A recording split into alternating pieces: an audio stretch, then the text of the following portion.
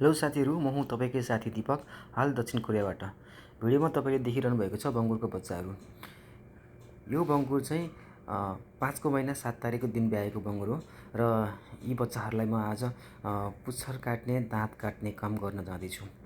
र यसलाई मैले एउटा टोकरीमा झिक्किसकेको छु, जुन तपाईँहरू देखि सक्नुहुन्छ। यी सबै बच्चाहरूलाई पुच्छर अथवा दाँत काट्नको लागि पहिला एउटा टोकरीमा झिकेर राख्नुपर्ने हुन्छ, जुन तपाईँले देखिरहनु भएको छ। म अहिले बच्चाहरू झिकिरहेको छु। यसरी बच्चाहरूलाई टोकरीमा झिकिसके पछाडि यिनीहरूलाई हामीले यो गानामेसी भन्ने औषधि चाहिँ नाकमा हाल्नुपर्ने हुन्छ भने यो बाइथ्रिल भन्ने औषधि चाहिँ हामीलाई खुवाउनु पर्ने हुन्छ। यो चाहिँ पखालाको औषधि हो भने यो छल्गुन, कोरियन भाषामा छल्गुन भन्छ। यो फलाम हो। यो चाहिँ हामीले पर बच्चालाई 1.5 मिली लगाउनु पर्ने हुन्छ। जुन तपाईँलाई म देखाइरहेको छु भने यो दाँत काट्ने पेन्ची हो, जसद्वारा हामीले यी बच्चाहरूको दाँत काट्ने गर्छौँ भने यो कान काट्नको लागि प्रयोग गरिन्छ। फाइनल्ली यो चाहिँ पुच्छर काट्ने आइरन हो। यो चाहिँ विद्युतद्वारा तताएर पुच्छर काट्ने गरिन्छ।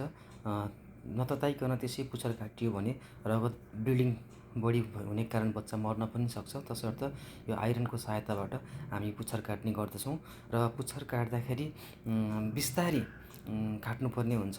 बिस्तारी पुच्छर पकाएर काट्यो भने चाहिँ रगत आउँदैन र हामीले हतार गरी छिटो छिटो काट्यौँ भने रगत आउने समस्या हुनसक्छ, जसबाट बच्चाको मृत्यु पनि हुनसक्छ। जुन तपाईँले भिडियोमा देखिरहनु भएको छ, जुन आइरनद्वारा म यी बच्चाहरूको पुच्छर काटिरहेको छु। र पुच्छर काटिसकेपछि अघि मैले तपाईँलाई देखाएको छल्गुन यो बच्चालाई लगाउनु पर्ने हुन्छ। यो 1.5 मिली लगाउनु पर्ने हुन्छ। यो चाहिँ फलाम हो।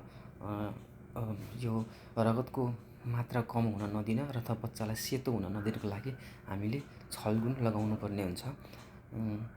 यो चाहिँ जन्मिएको 72 घन्टाभित्र लगाइसक्नु पर्ने हुन्छ। सबै बच्चाहरूलाई छल्गुन अनिवार्य लगाउनु पर्ने हुन्छ, जुन तपाईँले भिडियोमा देखिरहनु भएको छ। र यो दाँत काट्ने पेन्ची हो। यो पेन्चीद्वारा म दाँत काट्दैछु, जुन तपाईँले भिडियोमा देख्नु भएको छ।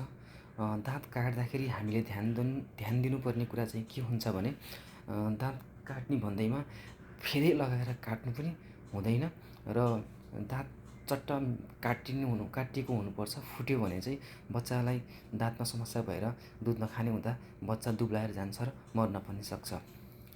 त्यो हामीले ख्याल गर्नुपर्ने हुन्छ र यो दाँत काट्ने पेन्ची राम्रो खालको युज गर्नुपर्ने हुन्छ। र दाँत काटिसकेपछि मैले जुन औषधि खुवाइरहेको छु त्यो तपाईँलाई अघि नै मैले देखाएको थिएँ, बाइथ्रिल भने यो नाकमा हालेको औषधि चाहिँ गानामेसिन भन्छ कोरियनमा। यो चाहिँ रुगाको लागि हो भने बाइथ्रिल चाहिँ तपाईँको सल्सा भन्छ कोरियन भाषामा। त्यो पखालाको लागि हामीले खुवाउने गरिन्छ।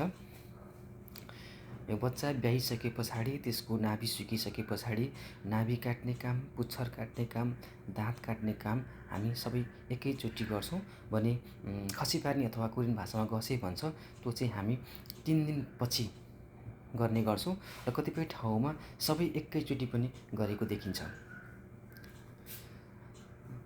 जुन तपाईँहरूलाई म देखाइरहेको छु अहिले, मैले यिनीहरूलाई दाँत काट्ने, बाइथ्रिल खुवाउने र गानामेसिन औषधि नाकमा हाल्ने काम गरिरहेको छु, जुन तपाईँले भिडियोमा देखिरहनु भएको छ।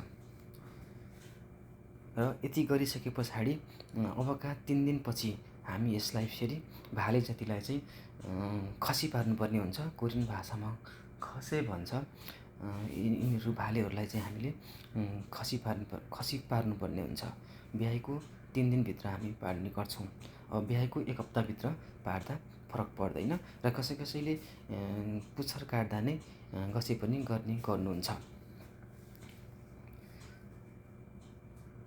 तपाईँहरूलाई म यो बच्चाहरूको गसे गरेको भिडियो पनि बनाएर देखाउनेछु। मेरो युट्युब च्यानल कृषि क्रान्ति हेरेर तपाईँहरूले कस्तो लाग्यो राम्रो लाग्यो भने मेरो च्यानललाई सब्सक्राइब गर्न नभुल्नुहोला। फाइनल्ली मैले यी बच्चाहरू सबैको पुच्छर दाँत काटिसकेको छु र मेरो च्यानललाई सब्सक्राइब गरेर सहयोग गरिदिनुहोला। हस् त, धन्यवाद।